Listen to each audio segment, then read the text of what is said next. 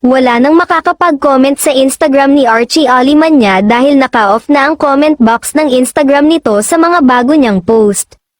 Nadamay ang wife nitong si G Canlas dahil in-off na rin ang comment box sa mga new post nito sa IG. Sa bagay, kailangang i-off ni na Archie at G ang comment box ng IG nila dahil sumugod ang mga netizen na galit kay Archie.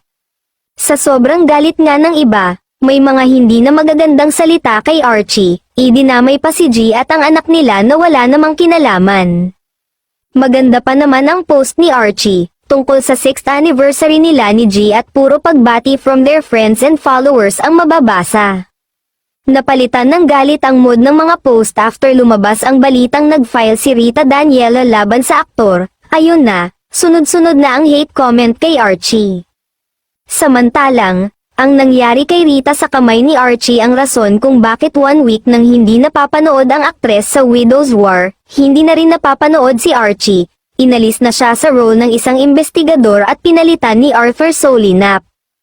Between Rita and Archie, mas makakabalik pa nga ang aktres, may paramdam na nga nababalik na ang karakter niyang si Rebecca. As for Archie, inaabangan at binabantayan ng mga fan ang magiging move ng Sparkle kung bibitawan nila ang pagmamanage kay Archie.